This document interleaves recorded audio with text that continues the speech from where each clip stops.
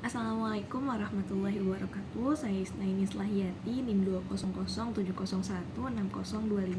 Saya dari kelompok 2 dan di sini saya akan menjelaskan tentang perkembangan kognitif dan emosi dari anak tunagrahita dan tunalaras. Sebelumnya, anak tunagrahita dan tunalaras ini termasuk dalam kelompok anak berkebutuhan khusus. Nah, anak berkebutuhan khusus ini atau biasa disingkat ABK biasanya mengalami deprivasi emosi, di mana mereka kurang memperoleh kesempatan untuk mendapatkan pengalaman emosional yang menyenangkan, khususnya kasih sayang, kegembiraan, kesenangan, dan rasa ingin tahu. Apa sih tunagrahita itu? Nah, tunagrahita adalah sebutan bagi orang-orang dengan kemampuan intelektual dan kognitif yang berada di bawah rata-rata dibandingkan anak pada umumnya.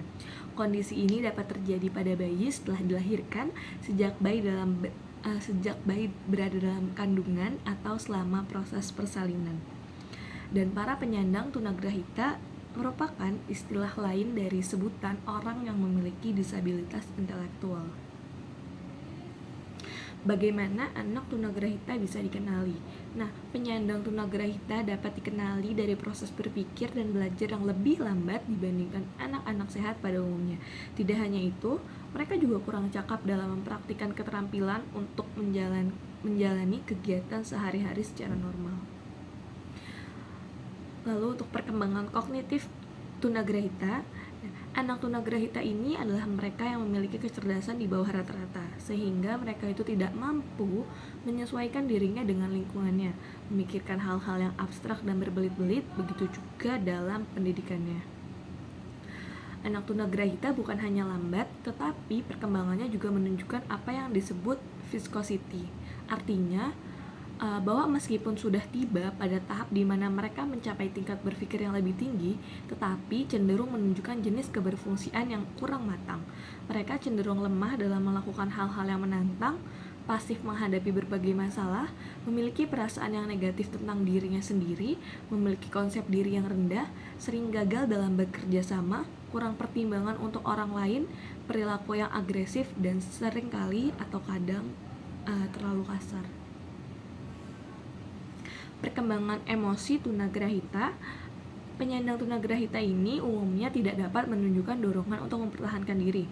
Contohnya, mereka tidak dapat memberitahu saat mereka sedang merasa lapar, tidak dapat menjauhkan diri saat mendapat stimulus yang memberikan mereka rasa sakit, dan secara umum kehidupan emosinya terbatas pada perasaan senang, takut, marah, dan benci.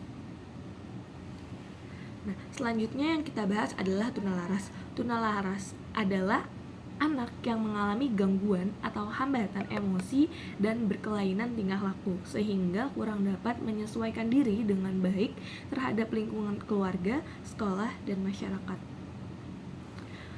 Perkembangan kognitif dari anak tunalaras. Anak tunalaras memiliki kecerdasan yang tidak berbeda dengan anak-anak pada umumnya.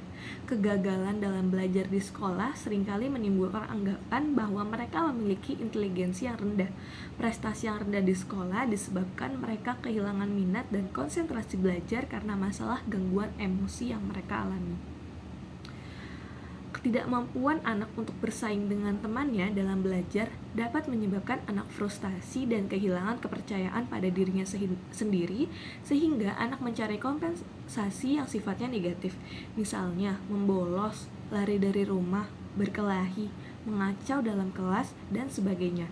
Akibat lain dari kelemahan inteligensi ini terhadap gangguan tingkah laku adalah ketidakmampuan anak untuk memperhitungkan sebab dan akibat dari suatu perbuatan, mudah dipengaruhi serta mudah pula terperosok ke dalam tingkah laku yang negatif. Perkembangan emosi untuk anak tunalaras. Sebagaimana kita pahami bahwa anak tunalaras mengalami hambatan dalam melakukan interaksi sosial dengan orang lain atau lingkungannya. Hal itu disebabkan oleh pengalaman-pengalaman yang tidak atau kurang menyenangkan. Dengan demikian, setiap mencapai tahapan baru, anak menghadapi krisis emosi.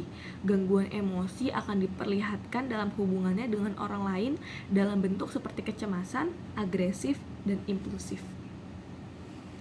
Anak tunalaras memiliki penghayatan yang keliru baik terhadap dirinya sendiri maupun terhadap lingkungan sosialnya. Mereka menganggap dirinya tidak berguna bagi orang lain dan merasa tidak berperasaan.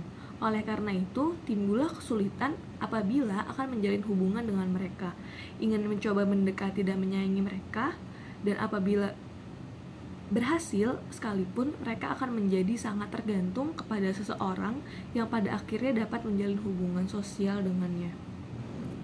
Baik, sekian penjelasan dari saya tentang perkembangan kognitif dan emosi dari tunagrahita dan tunalaras. Terima kasih. Wassalamualaikum warahmatullahi wabarakatuh.